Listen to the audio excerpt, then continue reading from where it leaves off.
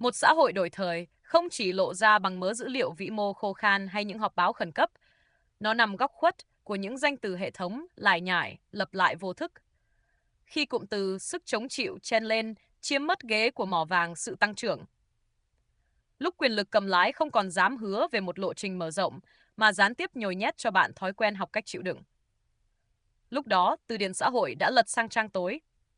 Chúng ta rất dở ở chỗ, cứ mỏi mòn dò bảng sa thải để ngóng mây đen suy thoái.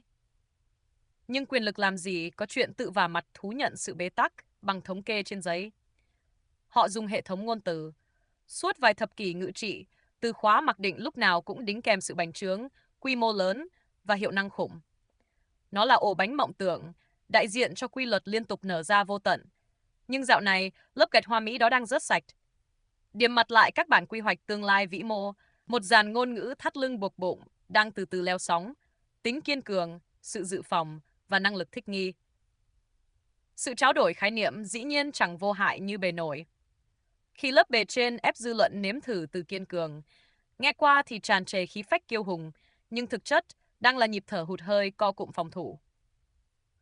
Lúc cỗ máy tập đoàn đa quốc gia thô thiển tước ghế ưu tiên của tăng trưởng, lập tức hàng loạt kinh phí sáng tạo bị xả thẳng xuống cống để lấp đầy những vòng phao chống đỡ rủi ro.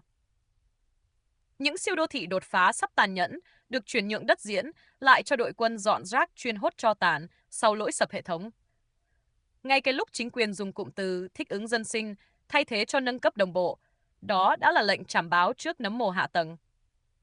Sức chống chịu dưới nhãn quan vĩ mô có lúc là cơ chế gạt bay mọi hóa đơn tốn kém bảo trì của xã hội, chèn thẳng xuống bao từ rỗng của lao động dưới đáy.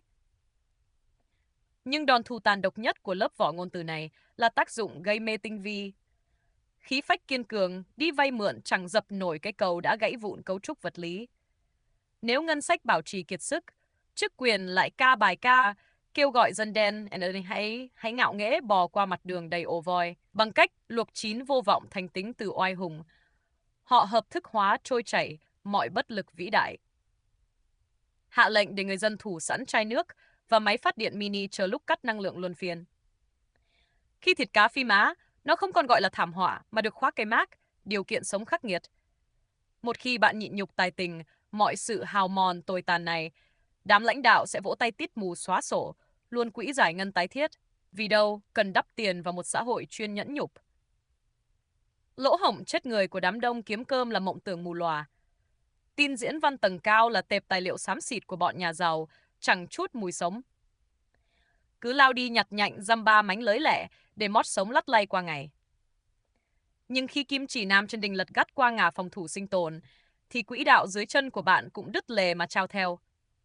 Ở thời khắc chóc đất, gã công nhân nằm im thin thít, vặn lại một cái đinh ốc hỏng, lại là kẻ đút túi lợi tức khổng lồ, bò xa tít mù tắp những cái đầu ảo tưởng gầm thét đòi mưu cầu lãnh địa mới.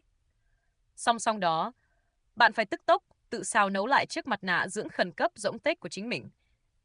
Suy gẫm lại toàn bộ rủi ro bằng chính tâm lý sinh tử của mình đi. Đừng dại dột mà mang tài sản của mình nộp thấu chi rồi bập bềnh kỳ vọng vào lưới an sinh, hứa hẹn của thể chế lừa lọc. Cục pin sạc đầy tích trữ, chiếc thẻ chứa lương tiết kiệm thủ thế dài hơi, chính là tường lô cốt bằng bê tông chặn chốt hỏa lực. Đó mới là chiến thuật cắm cờ tước trước đoạt mạng trong cảnh tắm máu của quyền lợi khi chúng đâm đầu nứt vụn. Một khi mũi nhọn quyền uy chĩa thẳng và xé toạc tấm khiên bành trướng màu hồng cởi trần, bản chất giúp mình hèn nhát chịu đòn thủ thế, thì lời tiên tri tái thiết tự khắc gõ cửa thế gian. Chúng vạch trần âm mưu cắt máu, rút lợi bỏ mặc đằng sau bãi rác thế giới, chẳng buồn vớt vát lời hứa viển vông xưa. Bóc nhẹ lớp vỏ nhã nhặn ngập mùi tư bản của hệ thống ngôn từ, đó để thấy màng lưới kiếp tàn nhẫn được thiết lập một cách hoàn hảo đến mức lạnh sống lưng. Chào mừng bước vào đại doanh, The Foresight Report, nơi ta thấu thị điềm báo tương lai, soi thấu mọi bẫy vòng lặp được lập sẵn, chói sáng dưới bức rèm che lấp của quyền bính tối cao.